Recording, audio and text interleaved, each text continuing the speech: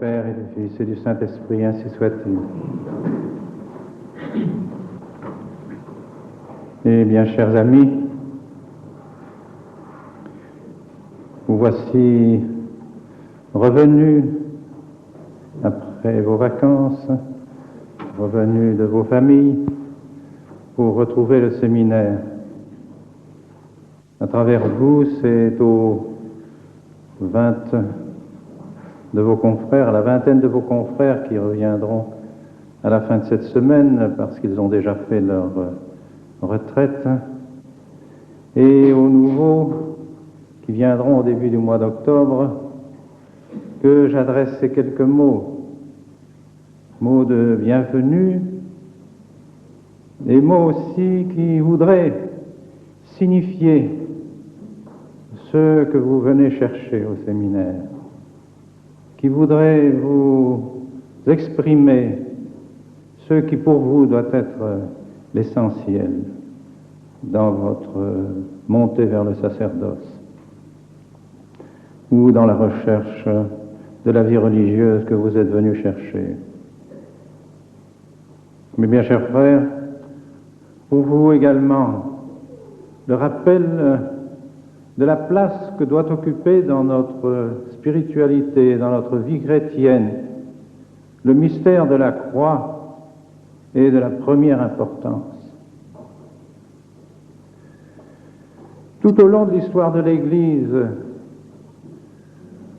les saints, les âmes vraiment désireuses d'approfondir leur vie chrétienne, de rechercher ce que Dieu a fait pour nous, le grand mystère d'amour de Dieu pour nos âmes. Ces âmes l'ont toujours trouvé, ont trouvé la solution et le moyen d'augmenter leur vie spirituelle et de lui donner une réalité profonde dans le mystère de la croix. Ce fut surtout dans ce Moyen-Âge chrétien que l'on retrouve encore de nos jours les traces de cette dévotion profonde, cette dévotion complète de l'âme au mystère de la croix. On la trouve dans la construction de ces magnifiques cathédrales, ces magnifiques églises. La croix domine l'autel. La croix est le signe qui sert à donner une forme à nos cathédrales, à nos églises. La croix se trouve à la croisée des chemins, partout. On a élevé la croix de notre Seigneur Jésus-Christ. Saint Angèle de Foligno, Saint François d'Assise, Saint Ignace, Saint Bernard ont manifesté dans leurs écrits, et je dirais dans leur chair aussi, l'amour qu'ils avaient pour la croix de notre Seigneur Jésus-Christ. Car en effet, le mystère de notre sanctification, le mystère de notre justification ne peut pas s'expliquer sans la croix de notre Seigneur Jésus-Christ. Et aujourd'hui, plus que jamais, nous avons besoin de méditer ce mystère, parce que de tout temps, mais particulièrement peut-être à notre époque, on veut éliminer la croix. On ne veut pas la regarder, on ne veut pas la voir devant ses yeux. Pourquoi? Parce que la croix représente le sacrifice. Le sacrifice. Et pourtant, c'est uniquement désormais par la croix, par le sacrifice, que l'âme chrétienne peut retrouver la vie. Mortuatum est, dit la liturgie. La mort est morte lorsque celui qui était la source de la vie est mort. Quando mortua vita fuit. Quand celui qui est la vie fut mort, alors la mort est morte elle-même. C'est la vie qui a triomphé. Et c'est cela, tout le résumé de la spiritualité de la croix. Nous devons mourir à nous-mêmes pour trouver la vie. C'est cela la vie spirituelle, c'est cela notre justification. La sainteté n'est pas autre chose, ou elle est très simple, elle se résume dans deux mouvements de notre âme. La haine du péché et le désir de Dieu. Mourir au péché pour vivre à Dieu. C'est ça la croix, ce n'est pas autre chose. C'est le symbole de la mort du péché pour vivre en Dieu. Et c'est toute l'explication de la vie spirituelle, de notre vie intérieure. Nous devons toujours pourchasser le péché en nous et par conséquent nous sacrifier, savoir mourir à nous-mêmes, faire mourir nos mauvais penchants, nos mauvais instincts, nos désirs du mal, nos désirs de désobéir à Dieu, savoir les faire mourir pour vivre en Dieu, nous libérer du péché. Liberati a peccatis, servi facti estis justitiae, dit saint Paul. Délivrés de vos péchés, vous serez des serviteurs de la sainteté, des esclaves de la sainteté. Servi facti estis justitiae. On parle aujourd'hui de libération. On a ce mot tout le temps dans la bouche, partout, libération, libération, libération. Quelle libération? Libération de notre Seigneur Jésus-Christ. On ne veut plus de notre Seigneur Jésus-Christ. On ne veut plus de sa croix. Parce qu'on ne veut pas de son sacrifice, parce que son sacrifice rappelle que nous devons nous sacrifier nous-mêmes, que nous devons mourir à nos péchés pour avoir la vie. Et cela, les hommes qui recherchent au contraire leur plaisir, leur satisfaction, ne peuvent pas le voir, ni l'entendre, ni le comprendre. Ils ne veulent pas de la croix. Et c'est pourquoi tant de croix ont disparu à notre époque.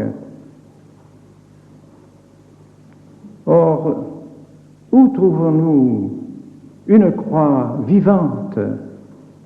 La croix, toujours remplie de cette charité, de cet Esprit Saint dont nous avons besoin pour combattre contre nos tendances mauvaises, afin de vivre à la vie de notre Seigneur Jésus-Christ. Où trouverons-nous ce Christ vivant? Dans le Saint-Autel, au Saint-Autel, dans nos églises, dans le Saint-Sacrifice de la messe.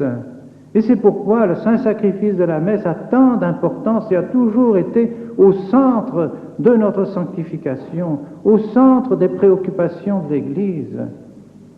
C'est là que nous trouvons notre Seigneur vivant. Ce n'est plus une croix qui est simplement un rappel historique de la mort de notre Seigneur Jésus-Christ. Non, c'est la croix vivante, le calvaire renouvelé. La seule différence qu'il y a entre l'autel et le calvaire, c'est qu'au calvaire, notre Seigneur a offert un sacrifice sanglant et que sur l'autel, il s'offre d'une manière non sanglante. C'est la seule différence. Mais c'est vraiment le calvaire qui est renouvelé chaque fois que le prêtre monte à l'autel et offre le sacrifice de la messe. C'est là que nous devons trouver la source de notre sanctification, dans la Sainte Messe. Et toutes les paroles de la liturgie l'expriment précisément ce désir d'expiation, de rémission de nos péchés. Expier, remettre nos péchés, c'est un des buts principaux de la Sainte Messe. Et même expier les péchés des âmes du purgatoire. C'est pourquoi le Saint-Sacrifice de la messe a une si grande efficacité pour les âmes du purgatoire. Hélas, c'est ce qu'ont nié les protestants et ce qu'ils nient encore, et ce qu'ont tendance à nier même des prêtres ordonnés, aujourd'hui récemment ordonnés. Ceci est très grave. Nous devons avoir cette conviction que dans le saint sacrifice de la messe se trouve la source de toutes les grâces que nous pouvons recevoir. Et c'est pourquoi nous avons ce besoin, et nous sentons ce besoin de garder le saint sacrifice de la messe, de ne pas y toucher, tellement il est précieux, car nous risquons aussi de tarir la source de nos grâces. Si nous venons à changer l'esprit du sacrifice de la messe, et si nous venions à en faire une simple communion, une simple Eucharistie, un simple repas, nous ferions disparaître cette source de grâce qu'est le sacrifice de notre Seigneur Jésus-Christ, son oblation sacrificale. Et ce que le prêtre réalise, c'est un sacrifice, c'est une action sacrificale que le prêtre réalise sur l'autel. Ce n'est pas simplement se remémorer le souvenir de la scène ou le souvenir de la croix. Oh non, c'est beaucoup plus que cela. Il y a un mystère insondable dans le sacrifice de la messe. C'est pourquoi nous devons y être attachés de toute notre âme, de tout notre cœur, parce que c'est là que nous trouvons véritablement ce que l'amour de Dieu a fait pour nous. Ce que l'amour de Dieu a fait pour nous. Car s'il y a un témoignage de l'amour de Dieu pour nous, c'est bien notre Seigneur Jésus-Christ crucifié sur la croix. Que pouvait faire notre Seigneur, que pouvait faire Dieu de plus que de s'immoler sur la croix pour nous racheter de nos péchés? Serions-nous insensibles au sacrifice de notre Seigneur, du Fils de Dieu? Il était marqué on retrouve encore sur de vieux crucifix d'autrefois, ces quelques paroles. Pourrais-tu dire que je ne t'ai pas aimé? Lorsque tu vois sur cette croix l'amour sculpté sur cette croix. C'est cela le crucifix. C'est l'amour sculpté, l'amour vivant sur la croix. On comprend alors le désir qu'ont eu toutes les âmes saintes d'avoir toujours le crucifix devant elles, de trouver dans le crucifix le soutien de leur vie spirituelle, la source de leur vie spirituelle. Et combien ces âmes avaient le désir d'assister au sacrifice de la messe, d'y participer, afin de revivre le calvaire, de revivre ce que la très sainte Vierge Marie a vécu, et ainsi de compatir aux souffrances de notre Seigneur Jésus-Christ. La compassion. Notre-Dame de compassion, c'est la patronne de nos religieuses. Pourquoi? Parce que les âmes chrétiennes doivent compatir avec notre Seigneur. Une âme qui ne voudrait pas compatir aux souffrances de notre Seigneur ne serait pas une âme chrétienne. Et non seulement nous devons compatir, mais nous devons aussi compenser, c'est-à-dire désirer, avec notre Seigneur Jésus-Christ, souffrir pour la rémission des péchés du monde, compenser à toutes ces injures, ces sacrilèges, ces péchés qui sont si nombreux dans le monde. Et enfin, nous devons aussi compléter la passion de notre Seigneur. C'est bien ce que dit saint Paul. Nous devons compléter dans notre chair la passion de notre Seigneur Jésus-Christ. Et cela, nous devons le désirer aussi. Oh, c'est un désir qui nous coûtera cher, qui nous fera souffrir. Car si nous voulons compléter la passion de notre Seigneur Jésus-Christ, il faudra souffrir avec lui, il faudra être immolé avec lui. Alors ce serait trop facile de dire, parce que je suis chrétien, le bon Dieu me bénira et m'exentera de toute souffrance. Je passerai une vie sans souffrance, sans sacrifice, parce que j'aime bien le bon Dieu doit m'aimer, et donc le bon Dieu ne doit pas vouloir que je souffre. C'est bien mal comprendre le mystère de la passion de notre Seigneur Jésus-Christ. Si notre Seigneur Jésus-Christ nous a montré l'exemple de la souffrance, alors au contraire, nous devons avoir presque ce désir de souffrir avec lui, le désir de nous sacrifier avec lui. Et lorsque l'aiguillon de la nous transperce, eh bien nous devons être heureux, trouver dans ce sacrifice notre joie, notre bonheur, de nous associer. Dieu veut nous associer à la passion de son Fils pour la rédemption du monde et pour la rédemption de nos péchés. N'est-ce pas là encore une marque d'amour du bon Dieu, de vouloir que nous soyons unis dans la souffrance avec notre Seigneur Jésus-Christ? C'est cela la vie chrétienne, c'est cela la doctrine catholique. La doctrine catholique, c'est cela notre foi. C'est l'objet de notre foi, et c'est la réalité de notre foi. C'est cela qu'ont compris toutes les générations chrétiennes, les générations de ces saints pères et mères de famille qui ont souffert chrétiennement, qui ont accepté leurs souffrances, qui ont accepté leurs difficultés avec joie, qui ont été un exemple pour leurs enfants. Dans la souffrance et dans la douleur, il savait la supporter avec notre Seigneur Jésus-Christ. Ce sont ces générations de familles chrétiennes qui ont donné des vocations. C'est comme cela que sont nées les vocations. Dans l'exemple que les parents pouvaient donner de savoir vivre avec notre Seigneur Jésus-Christ, souffrir avec notre Seigneur Jésus-Christ, prier avec notre Seigneur Jésus-Christ, assister au Saint-Sacrifice de la messe dans cette foi, dans cette piété, dans cette conviction d'oblation, comme victime avec notre Seigneur Jésus-Christ.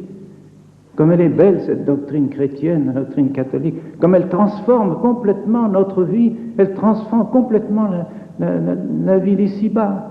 Et c'est cela qui nous prépare à la vie éternelle. O crux salve, spes nostra, la croix est notre espoir. Car en effet, la croix n'est qu'un chemin, la croix est une voie, la voie vers la vie éternelle, vers la gloire. Mais il faut passer à travers la croix, il faut prendre la croix et la porter derrière notre Seigneur pour arriver à la vie éternelle. Cette via crucis doit être la nôtre au cours de notre vie afin d'arriver à la vie éternelle. Voilà, mes chers amis, voilà notre foi. Voilà ce que vous devez rechercher ici. Il faudrait que la croix soit toujours devant vos yeux, que le désir d'assister, de participer au Saint-Sacrifice de la messe soit ce que vous avez de plus cher, ce qui met dans votre cœur, dans votre âme, ce baume et qui fait que toutes les petites difficultés que vous pouvez avoir par vos études, dans votre santé, dans les difficultés d'une vie de communauté, que tout cela disparaisse devant la joie que vous avez de vous unir à notre Seigneur Jésus-Christ, de la joie que vous avez de vivre avec notre Seigneur Jésus-Christ, et la pensée qu'un jour, si le bon Dieu le permet, vous monterez à l'autel et que vous offrirez le sacrifice de notre Seigneur, que vous renouvellerez le sacrifice du calvaire et que vous vous offrirez, vous aussi, comme victime avec notre Seigneur sur l'autel pour la rédemption des péchés du monde, et que vous prêcherez cette doctrine de la croix, que vous prêcherez Jésus et Jésus crucifié, comme l'a dit Saint Paul. Saint Paul n'avait pas d'autre prédication, ni Iesum et Iesum crucifixum. C'était cela la prédication de Saint Paul. Ce sera aussi, j'en suis certain, votre prédication. Et vous montrerez au monde, comme modèle de cette participation, la très sainte Vierge Marie, Notre-Dame de Compassion. Au nom du Père et du Fils et du Saint-Esprit.